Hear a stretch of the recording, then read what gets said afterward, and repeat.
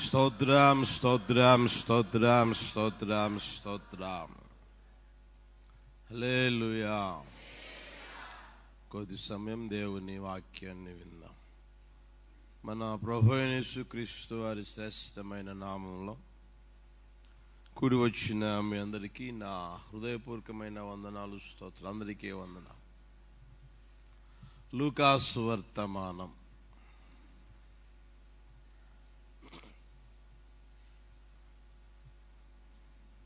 లూకా సువర్తమానం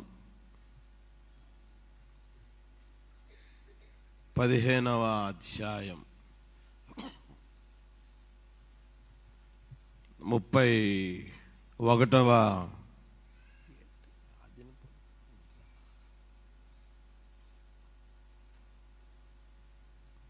వచనం నేను చదువుతాను, చూడండి.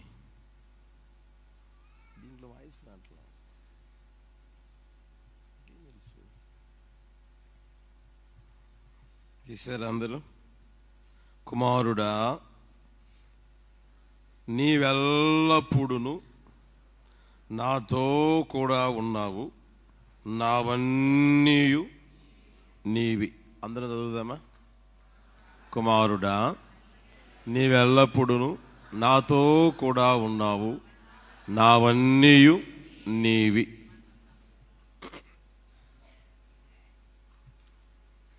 ఆ ఇంట్లో ఇద్దరు కుమారులు ఉన్నారు. ఇద్దరు కుమారులు జాగ్రత్తగా బ్రతుకుతూ ఉన్న రోజుల్లో చిన్నవానికి స్వేచ్ఛ లేదేమో, తండ్రి దగ్గరికి వచ్చాడు. తండ్రిని అడుగుతా ఉన్నాడు, ఏమనంటే ఆస్తిలో నాకు రావలసిన భాగం ఇమ్ము అని. తండ్రి ఏమీ మాట్లాడకుండా కుమారునికి ఆస్తి ఇచ్చేశాడు. కొద్ది రోజులు తండ్రి దగ్గర ఉన్నట్లుగానే ఉన్నాడు. తర్వాత ఆస్తి అంతటిని అమ్ముకున్నాడు, మూట కట్టుకున్నాడు. తర్వాత బయలుదేరి వెళ్ళిపోయాడు. ఎంతవరకు వెళ్ళాడంటే దూర దేశానికి వెళ్ళిపోయాడు. అక్కడ దుర్వ్యాపారం చేశాడు, సమస్తాన్ని పాడు చేసుకున్నాడు. తినేదానికి తిండి గింజలు దొరకకపోగా ప్రాకులాడాడు, ఎక్కడన్నా అంత అన్నం దొరుకుద్దేమో, అంత తిండి దొరుకుద్దేమో అని. ఎవరూ పెట్టకపోగా ఏదైనా చిన్న ఉద్యోగం చూసుకుందామని చూసుకుంటే పందులు కాసే ఉద్యోగం దొరికింది. ఆ పందులు తినే పొట్టుతోనైనా తన కడుపు నింపుకొన కోరినా కూడా ఆ పొట్టు కూడా దొరకని పరిస్థితుల్లో ఆలోచిస్తూ ఉంటే తండ్రి గుర్తొచ్చాడు. నా తండ్రి ఇంట అనేక కూలి వాళ్ళకు కూడా సమృద్ధిగా ఆహారం ఉంది. నేను నా తండ్రి దగ్గరికి వెళ్తాను. నీ కుమారుని అనిపించుకునే దానికి యోగ్యుణ్ణి కాదు. నీ కూలి వాళ్ళలో, పని వాళ్ళలో ఒకడిగా నన్ను చేర్చుకుంటే నాకు చాలు, నాకు అంత అన్నం పెడితే చాలు అని తన జీవితంలో ఒక పశ్చాత్తాపం ఎప్పుడైతే వచ్చిందో వెంటనే లేచి తండ్రి దగ్గరికి వచ్చాడు. తండ్రి అప్పటికే ఎంతో కాలంగా ఎదురు చూస్తూ ఉన్నాడు, నా కుమారుడు ఎప్పుడు వస్తాడా అని. ఎప్పుడైతే తండ్రికి కనిపించాడో తండ్రి పరిగెత్తుకుంటూ వెళ్ళి కుమారుని మెడ మీద పడి ముద్దు పెట్టుకొని ఇంట్లోకి తీసుకుని వచ్చి స్నానం చేయించి ప్రశస్తమైన వస్త్రాలు కట్టించి చేతికి ఉంగరం పెట్టి కాళ్ళకు చెప్పులు కూడా వేసి అక్కడ ఉన్న క్రొవ్విన దానిని వధించి విందు చేస్తా ఉన్న సమయం ప్రియమైన వాళ్ళరా.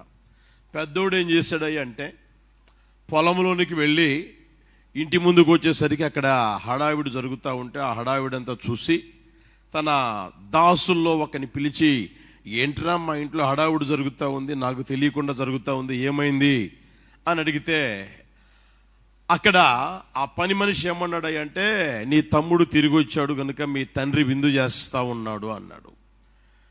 విన్న ఆ అన్న ఇంట్లోకి వెళ్లకుండా అక్కడే ఉండి కాస్త మరాం చేస్తూ ఉంటే, రారా ఇంట్లోకి రారా అని అంటే, లేదు లేదు నేను రాను అన్నాడు. ఆ సమయంలో ప్రియమైన వర్లరా తండ్రి అంటాడు, కుమారుడా చెప్పండి, గట్టిగా చెప్పండి, అరే నీవెల్లప్పుడు నాతో కూడా ఉన్నావు కదా, నావన్నీ నీవి. ఆడు తిరిగి వచ్చాడు, వాడి కోసం నేనేం చేశాను రా, అంత ఉంగరం పెట్టాను, కాళ్ళకి చెప్పులు ఇచ్చాను, ఓ వస్త్రం ఇచ్చాను, నేనేం చేశాను, అంతకంటే ఏం చేశాను, ఒక క్రొవ్వింది ఉంది ఒకటి, దాన్ని కోసాను, వడ్డిచ్చాను రా, వడ్డిస్తా ఉన్నాను, విందు చేశాను, అంతకంటే ఏమైనా చేశానా? నీవు నా కుమారుడివి, నీవెల్లప్పుడు, చెప్పండి గట్టిగా, నీవెల్లప్పుడు, వాడు వెళ్ళాడు అయినా సరే నీవెల్లప్పుడు నాతో కూడా ఉన్నావు కనుక నావన్నీ, గట్టిగా చెప్పండి, నావన్నీ నీవి అన్న ఆ మాటలు మనం గమనించగలగాలి. ప్రియమైన వాళ్ళారా, తండ్రికి కుమారుడిగా ఉన్నాడు గనుక, ఎల్లప్పుడూ అక్కడే ఉన్నాడు గనుక, తండ్రి అంటున్న మాట ఏంటంటే నావన్నీ, గట్టిగా నావన్నీ, తండ్రివన్నీ ఎవరికి ఇస్తారు? గట్టిగా చెప్పండి, కుమారునికి మాత్రమే ఇస్తారు. అన్నీ, ఒకటి కాదు, రెండు కాదు, మూడు కాదు, అన్నీ తండ్రివన్నీ. ఏమండి, తండ్రి దగ్గర ఉన్న ఆస్తి అయినా, ఘనత అయినా, మహిమ అయినా, గొప్పతనమైనా, తండ్రికి ఉన్న పలుకుబడి అయినా, గౌరవమైనా అన్నీ ఎవరికి వస్తాయి? చెప్పండి. ఇప్పుడు లోక సంబంధంగా మనం చూసామనుకోండి, తండ్రి మంచి బ్రతుకు బ్రతికాడు, ఆ తర్వాత కుమారునికి అదే ఘనత, అదే గౌరవం, అదే గొప్పతనం, అదే మహిమ, అదే ఆ స్థితి రావడం మనం గమనించగలుగుతానే ఉన్నాం. అందుకని తండ్రి అంటాడు నావన్నీ ఎవరివి? నీవిరా. ఎందుకంటే ఎల్లప్పుడూ నాతో కూడా ఉన్నావు అన్న ఆ మాటలో మనం గుర్తెరుగుదుము గాక. ఆలోచించగలిగితే ప్రియమైన వర్లరా, ఆ తండ్రి కూడా అంటాడు కుమారుడా నీవెల్లప్పుడు, చెప్పండి గట్టిగా, నాతో కూడా ఉన్నావు, నీవెల్లప్పుడు నాతో కూడా ఉన్నావు. అయితే నావన్నీ నీకిచ్చుటకు నేను సర్వశక్తి కలిగిన వాడుగా ఉన్నాను. హల్లెలూయా. ఒకవేళ నీ వ్యక్తిగత జీవితంలో నాకు ఇది లేదే లేదే లేదే అని దేని గురించి అనుకుంటున్నావో, లేదా తలంచుతున్నావో, ఆలోచిస్తూ ఉన్నావో, నా దేవుడు నీకు అనుగ్రహించునుగాక, ఆయనవన్నీ నీకు ఇచ్చునుగాక, ఆయనవన్నీ మనకు దయచేయునుగాక. కుమారుడా, కుమారుడా నీవెల్లప్పుడు నాతో కూడా ఉన్నావు కనుక నావన్నీ నీవి. హల్లెలూయా. ఆయన ఇవ్వకుండా ఉండగలిగింది ఏది లేదు. ప్రియమైన వాళ్ళరా, బైబిల్లో ఒక మాట చూపిస్తాను చూడండి.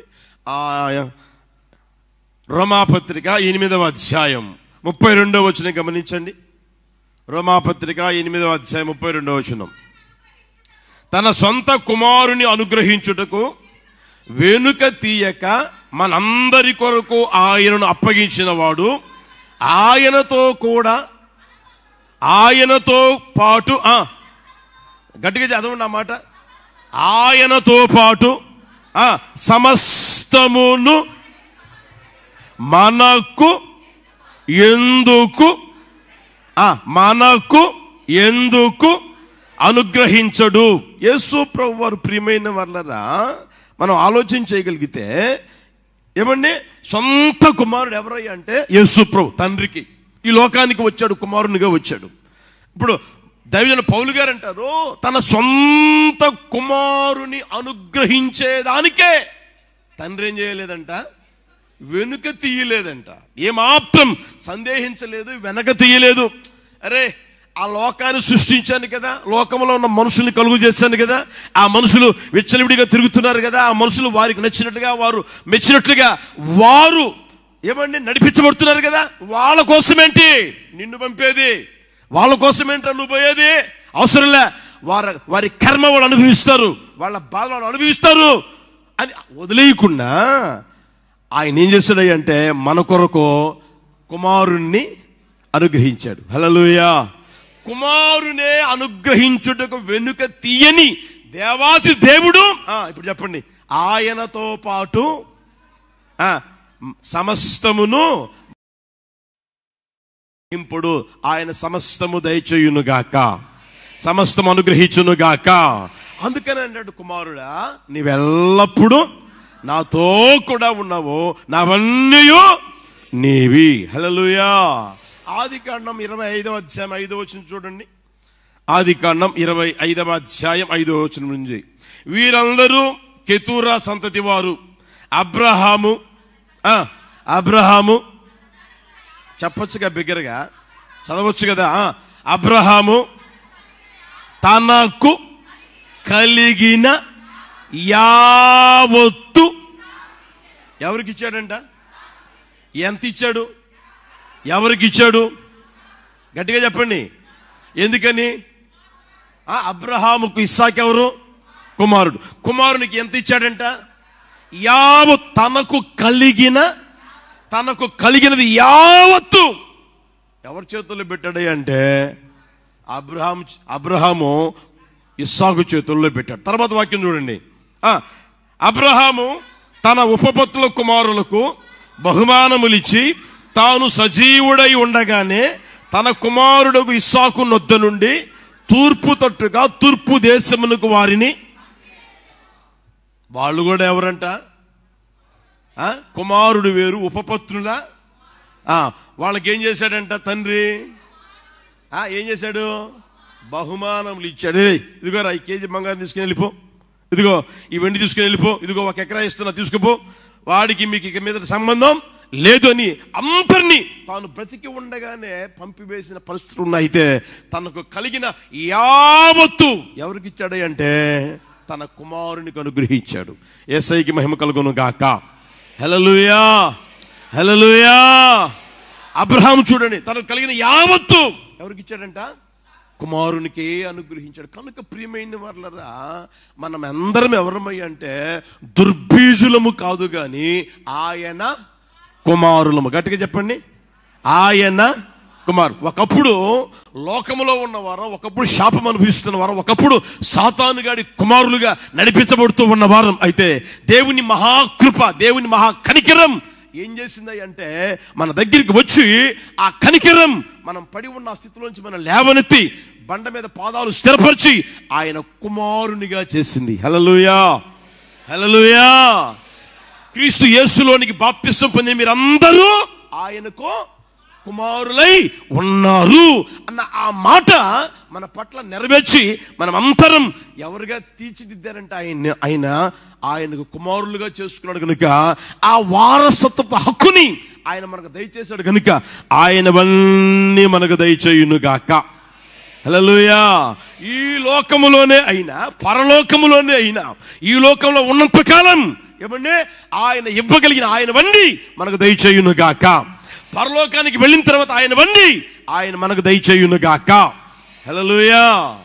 ఇప్పుడు చెప్పండి, కుమారుడా నీవెల్లప్పుడు నాతో కూడా ఉన్నావు. నావన్నీ చెప్పండి గట్టిగా, నావన్నీ నేవి నా దేవుడు సమస్తము దయచేయునుగాక, అన్నయు ఇచ్చునుగాక, అన్నయు దయచేయునుగాక. యేసు నామములో నీలో ఉన్న ప్రతి కొదవని తీర్చునుగాక. ఆయన అన్ని నీకు దయచేయునుగాక, ఆయనవన్నీ అనుగ్రహించునుగాక. హల్లెలూయా. ఆ తండ్రి ఆ మాట అనుటలో ఉన్న ఏమంటే మనం గమనించగలిగితే ప్రియమైన వాళ్ళరా, కుమారునిలో ఏం చూశాడు? కుమారునిలో ఏం చూశాడు? అర్థమవుతుందా? తండ్రితో ఉన్నాడు కాదన్నమలే. అయితే ఆ కుమారునిలో ఏం చూశాడు? ఏ స్వభావాలు ఉన్నాయి, ఏ అనుభవాలు ఆయనలో ఉంటే కుమారుడా నువ్వు ఎల్లప్పుడు నాతోనే ఉన్నావురా, నా ఇవన్నీ నీవే అని అన్నాడు అని మనం గమనిస్తే ఏమండి ఆ వాక్యాన్ని మీకు చూపిస్తాను, జాగ్రత్తగా ఆలకించాలని ప్రేమతో కోరుకుంటూ ఉన్నా.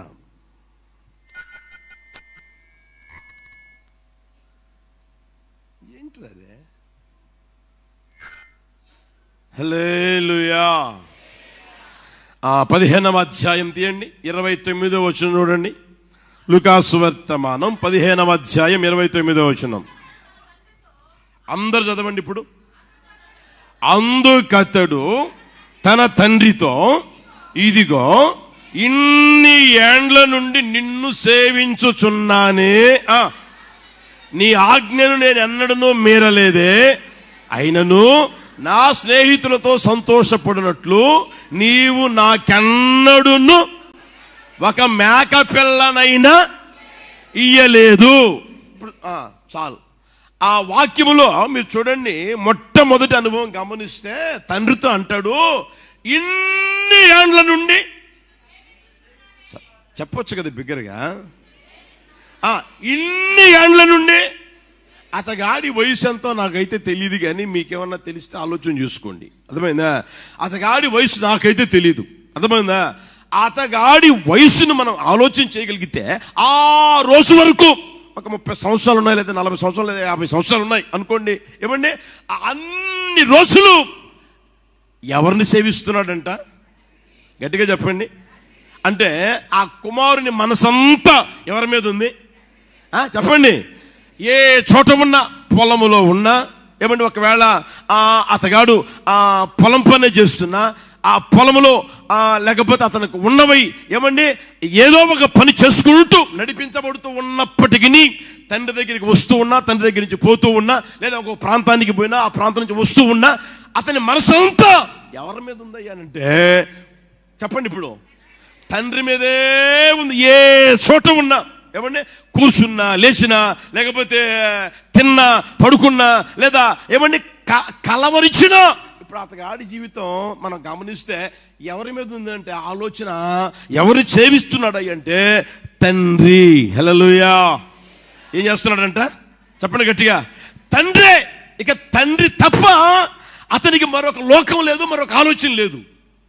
ఒకసారి గమనించిన ప్రియమైన వాళ్ళరా, కుమారుడిగా నడిపించబడుతున్నాడు. కుమారుడు ఎల్లప్పుడూ ఆయన దగ్గర ఉన్న, ఆయనలో ఉన్న మంచి స్వభావం మనం గమనిస్తే ఎల్లప్పుడూ తండ్రినే సేవిస్తా ఉన్నాడు. అర్థమవుతుందా? తండ్రి తప్ప అతగాడికి ఇంకొక లోకమో లేనే లేదు. ప్రియమైన వాళ్ళరా, ఈ రోజున అలాంటి స్థితిలోనికి మనం రాగలుగుదుము గాక. నా ప్రభు తీసుకుని వచ్చును గాక. నువ్వు ఉద్యోగం చేస్తున్నావా? నీ మనసు, నీ ధ్యాస, నీ లోకం ఎవరి మీద ఉండాలి తెలిసినా? నా యేసయ్య మీద ఉండును గాక. నువ్వు వ్యాపారం చేస్తున్నావా, ఉద్యోగం చేస్తున్నావా, పాసి పని చేస్తున్నావా, కూలి పని చేస్తున్నావా, లేదా ఎక్కడికో వెళ్ళి ఎక్కడో జీతగాడిగా బ్రతుకుతూ ఉన్నావా? ఏమండి, రోజు ఎంతో దూరం వెళ్ళి వస్తూ ఉన్నావా? ఏమండి, నీ ప్రయాణంలోనైనా, నువ్వు పనిచేస్తే ఆ చోట అయినా, ఆ సమయంలోనైనా, ఎప్పుడైనా సరే నువ్వు మనసంతా ఎవరి మీద ఉండాలి అంటే నా యేసయ్య మీద ఉండును గాక. ఆయన్నే నీవు సేవించుదువు గాక, ఆయన్నే స్తుతించుదువు గాక, ఆయన్నే మహిమపరచుదువు గాక, ఆయన్నే ఘనపరచుదువు గాక, ఆయన్నే నీవు ఆరాధించుదువు గాక. హల్లెలూయా, హల్లెలూయా. ఆ స్థితిలోనికి ఆయన జీవితం వచ్చి నడిపించబడతా ఉంది. అది కూడా తండ్రి చూస్తానే. అందుకంటాడు, కుమారుడా, రే కుమారుడా, రే పెద్దడా, నీవెల్లప్పుడూ నాతో కూడా ఉన్నావు, నావన్నీ నీవిరా. నీ బుద్ధి నాకు తెలియదంటరా, నీ స్వభావం నాకు తెలియదంటరా, నీ ఆలోచన నాకు తెలియదంటరా, నీ తలంపు నాకు తెలియదంటరా. నువ్వు వెళ్ళినా, ఏం చేస్తున్నా, ఎక్కడ ఉన్నా, నీ ధ్యాస, నీ లోకం, నీ ఆశంతా నేనే కదరా. అందుకనే నావన్నీ. హల్లెలూయా. కనుక ప్రియమైన వాళ్ళరా, మన వ్యక్తిగత జీవితం ఏమండి, ఏదో యేసు ప్రభువుని నమ్మాను, ఆయన రక్తం చేత కడిగాడు, ఏమండి మారు మనసు కూడా పొందాను, బాప్తిస్మం కూడా పొందాను, పరిశుద్ధాత్మ నింపబడి నడిపించబడుతూ ఉన్నాను అని అనుకుంటూ నడిపించబడే అనుభవంలోనే ఉండకుండా కాస్త ఎదుగుదుము గాక. హల్లెలూయా. రోజులు గడుచుచూ ఉండగా, ఆత్మ సంబంధమైన యాత్రలో నీ వ్యక్తిగత జీవితం నడిపించబడుతూ ఉండగా, నీ అనుభూతి ఎలా మారిపోవాలి అంటే నీ లోకం, నీ ధ్యాస నా యేసయ్యగా మారును గాక. హల్లెలూయా. మీరు చూడండి, యెహోషువ పుస్తకం తీయండి, 24:14 గమనించండి, 15 చూడండి. 24:15 యెహోవాను సేవించడం మీ దృష్టికి కీడుని తోచిన యెడల మీరు ఎవని సేవించెదరో, నది అద్దరిని మీ పితరులు సేవించిన దేవతను సేవించెదరో, అమోరీయుల దేవతను మీరు నివసించుచున్నారే, వారి దేవతను సేవించెదరో, నేడు మీరు కోరుకోండి. హలో, వారులారా, 430 సంవత్సరాల బానిస బ్రతుకుల నుంచి విడిపించబడిన వారులారా, మీ కనుల ఎదుట నా దేవుడు అద్భుతాలు, ఆశ్చర్యమైన కార్యాలు చేశారు. అవన్నీ మీ కళ్ళు చూశాయి, మీ పితరులు మీరు అనుభవించారు. ఇప్పుడు కట్టని ఇళ్లలో నివాసం చేస్తా ఉన్నారు. నాటని చెట్ల ఫలాలు భుజిస్తూ ఉన్నారు. మీరు నాటలేదు, మీరు కట్టలేదు, అయితే ఇవి భుజించేటట్లుగా దేవుడు చేశారు. తవ్వని బావులో నీళ్లు మీరు త్రాగుతూ ఉన్నారు. నది అద్దరి ఆ దేవతను పూజిస్తారు. లేకపోతే మీరు వస్తా ఉన్న మార్గంలో మీకు కనిపించారే ఆ దేవతను పూజిస్తారు. మీరే కోరుకోండి, నేనును అనండి. నా మాటకి బిగ్గరగానండి, అందరూ చెప్పండి బిగ్గరగా, నేనును నా ఇంటి వారును. యేసు నామములో ఆ స్థితిలో నీకు ఒక్కొక్కరిని ప్రభు తీసుకుని వచ్చును గాక. కుటుంబ సమేతంగా ప్రభు ఆ కార్యం చేయును గాక. నిన్ను, నీ భర్తని, నీ పిల్లలందరినీ ఆయన సేవించేటట్లుగా యేసయ్య చేయును గాక. యేసయ్య చేయును గాక. ఆ తీర్మానం నీ జీవితంలో ఉండగలగాలి. అర్థమవుతుందా? ఎవరు ఎలా అయినా పోని, నీకెందుకు?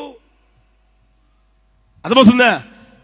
ఎవరు ఎలా అయినా నడిపించబడి, నేను, చెప్పండి గట్టిగా, నేను నా ఇంటి వారు, నేను నా ఇంటి వారు యెహోవాను మాత్రమే. ఆ మాట చూడండి అక్కడ, నేనును నా ఇంటి వారు యెహోవాను, వేరే ఆలోచన లేదు అన్న ఆ స్పష్టమైన సంగతి ఆయన అంటున్నట్లుగా మనం గమనించగలం. ప్రియమైన వాళ్ళు, వాస్తవానికి ఇశ్రాయేలు ప్రజల్ని ఐగుప్తు దేశం నుంచి విడిపించింది దేనికోసం? ఒకసారి గమనించండి. ఇశ్రాయేలు ప్రజల్ని ఐగుప్తు బానిస బ్రతుకుల్లో ఉన్నప్పుడు వారిని విడిపించుటలో ఉన్న ముఖ్యమైన ఉద్దేశం ఏమిటి మనం ఆలోచించగలిగితే చూడండి. నిర్గమాకాండ 4వ అధ్యాయం 22వ వచనం. నిర్గమాకాండ 4వ అధ్యాయం 22వ వచనం.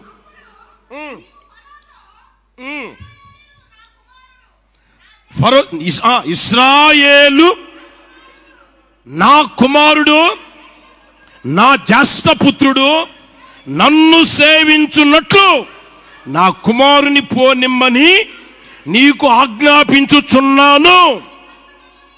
ఆ మాట గమనించండి.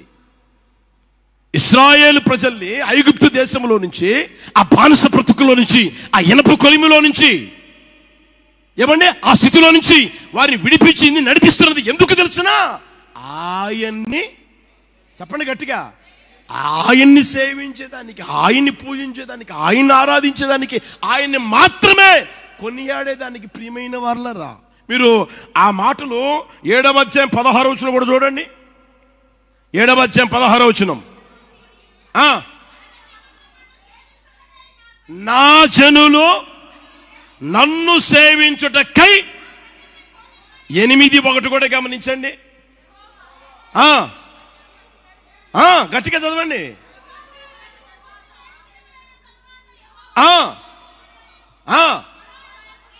ఆ మాట చూడండి అక్కడ, నన్ను సేవించుటకు నా జనులను పోనిమ్ము. 20వ వచనం, 9వ అధ్యాయం 1వ వచనం, 13వ వచనం, 10వ అధ్యాయం 3వ వచనం. ఈ వచనం అన్నిటిలో మీరు ఆలోచన చేయగలిగితే వారిని విడిపించేదానికి ముఖ్యమైన ఉద్దేశం, ముఖ్యమైన కారణం ఏమిటంటే ఆయన్ని సేవించేదానికి. హల్లెలూయా.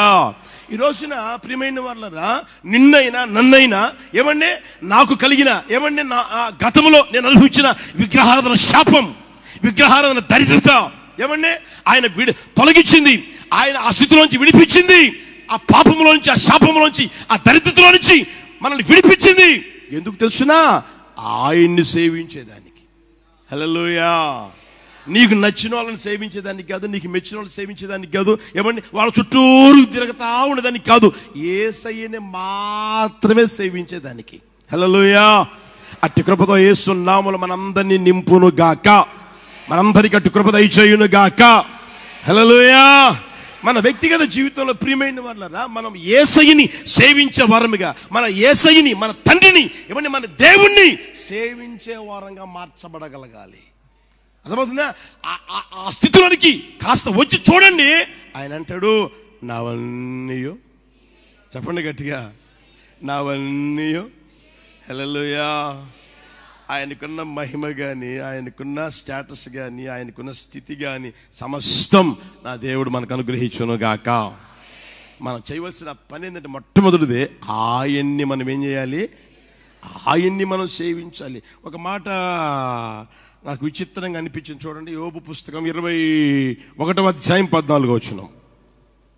యోబు పుస్తకం 21వ అధ్యాయం 14వ వచనం. వారు, అది గుర్తుపెట్టుకోండి, వారు అనే మాట గుర్తుపెట్టుకోండి. నీ మార్గంలో కూర్చున్న జ్ఞానము మాకక్కరలేదు, నీవు మమ్మల్ని విడిచిపోమ్మని దేవునితో చెప్పుదురు. మేము ఆయన సేవించుటకు సర్వశక్తుడగు వాడు ఎవడు? మేము ఆయన గురించి ప్రార్థన చేయుట చేత మాకేమి లాభము? బాగా గమనించండి, అక్కడ ప్రియమైన వాళ్ళరా వారు అని రాయబడింది. వాళ్ళు ఏమంటున్నారు అంటే, నీ మార్గం కూర్చున్న జ్ఞానం మాకు అక్కర్లేదు, నీవు మమ్మల్ని విడిచిపోమ్మని దేవునితో చెప్తావు. మాకు నీవు అవసరం లేదు, మేము నిన్ను పూజించాల్సిన అవసరం లేదు, మిమ్మల్ని సేవించాల్సిన అవసరం లేదు. ఆ మాట కూడా గమనించి, మేము ఆయన సేవించుటకు అసలు ఎవడు వాడెవడు? సర్వశక్తులకు వాడు ఎవడు? ఆయన సేవించేదానికి ఆయన ఎవడు? ఇలాంటి మాటలు మాట్లాడుతూ ఉన్నారు. వారు అని రాయబడింది. ఎవరు? వారి అనుభవాలు ఏమిటి అని మనం గమనిస్తే 7వ వచనం చూడండి. భక్తిహీనులు వాళ్ళెవరు? వాళ్ళెవరంట? గట్టిగా చెప్పండి. వాళ్ళెవరు? మేమెందుకు సేవించాలి? మాకేం పని? మాకేం దొరుకుతుంది? దేవుని సేవిస్తే మాకేమో ఉరుగుతుంది?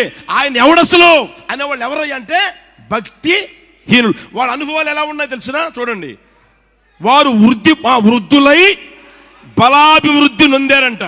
తర్వాత చూడండి, వారు ఉండగానే వారితో కూడా వారి సంతానమును వారు చూసుచూ ఉండగా వారి కుటుంబం స్థిరపరచబడింది. వారి కుటుంబములు భయమేమీ లేక క్షేమముగా ఉన్నవి. దేవుని దండం వారి మీద పడుట లేదు. వారి గొడ్లు దాటగా తప్పక చూలు కలుగును. వారి ఆవులు ఇసుకుపోక ఈయనను. వారు తమ పిల్లలను మందలుగా బయటికి పంపుదురు. వారి పిల్లలు నటనము చేయుదురు. తంబుర స్వరమండలమును పట్టుకొని వాయించుదురు. సానిక నాదము విని సంతోషించు. వారు శ్రేయస్సు కలిగి, వాళ్ళ బుద్ధులు వాళ్ళ స్వభావాలు ఎలా ఉన్నాయంటే, మాకు క్షేమం కలిగింది కదా, మేము ఆనందంగా ఉన్నాం కదా, మేము సంతోషంగా ఉన్నాం కదా, మాకు డబ్బు ఉంది, మాకు ఐశ్వర్యం ఉంది, మాకు తినేదానికి ఉంది, కట్టుకునేదానికి ఉంది, ఉండేదానికి కూడా సమృద్ధిగా ఉంది, మాకు లేనిదంటూ లేదు, మాకు పిల్లలు ఉన్నారు, మీకు ఒకరే. అర్థమవుతుందా? మందిరానికి పోతున్నారు మీరు ఒకరే, మేము మందిరానికి పోవడం లేదా, నలుగురిని కన్నాం, మా పిల్లలకి పెళ్లిళ్ళు చేస్తాం, వాళ్ళకి పిల్లలే పిల్లల మందలుగా మేము ఏం చేస్తున్నాం, బయటికి వాళ్ళని పంపుతా ఉన్నాం. మా కుటుంబం స్థిరపరచబడింది, మా కుటుంబం బలాభివృద్ధి పొందింది అని వాళ్ళు అనుకుంటా ఉన్నారంట. ప్రియమైన వాళ్ళారా, భక్తిహీనులు. అన్నీ మాకు బాగానే ఉన్నాయి కదా, మాకు ఏది తక్కువైంది, ఏది కొదువైంది, ఏ లేమి మాకుంది, మాకు ఏది లేదు కదా, ఇప్పుడు మేము ఎందుకు దేవుని పూజించాలి, దేవుని సేవించాలి, దేవుని ఆరాధించాలి, మేమెందుకు యేసు ప్రభువుని నమ్మాలి, మేమెందుకు పూజించాలి అని అనుకుంటా ఉంటే ఆ చివరి మాట చూడండి, అక్కడ ఒక్క క్షణములోనే ఏమైపోయారంటే వాళ్ళు, ఒక్క క్షణములోనే ఒక వెలుగుతారు. అర్థమవుతుందా? ఆ ఉన్న ప్రాంతంలో చూడండి, ఒక వెలుగుతారు. కాక మొన్న పుట్టారా, మన కళ్ళ ముందు పుట్టారా, ఎంత తోడయ్యారా, పెద్ద సంపాదించారా, ఆస్తిపరుడు అయిపోయారా, అంతస్తుపరుడు అయిపోయారా అని అంటానే ఉంటారా. సడన్ గా ఏం జరుగుద్దో ఏమో తెలీదు, ఒక క్షణంలోనే ఏమైపోయిందంట. బైబిల్లో కూడా మీకు చూపిస్తాను చూడండి. నయోమి ఉంది, పిల్లలు ఉన్నారు, భర్త ఉన్నారు. ఆమె అంటది సమృద్ధి గలదాన్నై ఉన్నాను నేను అని. ఆ తర్వాత పాపం ఏమండి కరువు వస్తుందేమో అనుకున్నది, బయలుదేరి వెళ్ళింది. అర్థమవుతుందా? మాకేంటి తక్కువ ఏమండి, అక్కడికి పోతే ఇంకొంచెం సంపాదించుకోవచ్చు, అక్కడికి పోతే కాస్త కూడబెట్టుకోవచ్చు, అక్కడికి పోతే మా స్థితి మారిపోద్ది అని అనుకొని ప్రియమైన వాళ్ళరా వెళ్ళింది. తర్వాత ఏమైపోయింది? భర్తను పోగొట్టుకున్నది, తర్వాత ఇద్దరు పిల్లల్ని పోగొట్టుకున్నది, ఒక క్షణంలోనే, ఎక్కువ రోజుల పట్ల. కనుక ప్రియమైన వాళ్ళరా, మన వ్యక్తిగత జీవితంలో మనం చేయవలసిన పని ఏం తెలిసినా, ఆరోగ్యం ఉందా, శక్తి ఉందా, బలం ఉందా, ఏమండి సామర్థ్యం ఉందా, అన్ని దేవుడిచ్చాడా, దేవా నీకు స్తోత్రం అని ఆయన్ని స్తుతించగలగాలి, ఆయన్ని మహింపరచగలగాలి, నీవు ఆయన ఆరాధించగలగాలి, ఆయన్ని సేవించగలగాలి. హల్లెలూయా. అయ్యా, ఏ యోగ్యత నాకు లేదు, ఇదిగో ఇవన్నీ నీ చేతుల మీదుగా నాకు మీరు అనుగ్రహించారు, ఈ స్థితి ఈరోజు నేను అనుభవిస్తున్నానంటే మీరు మాత్రమే ఇచ్చిందని ఆయన్ని నువ్వేం చేయాలి అంటే సేవించుదువు గాక.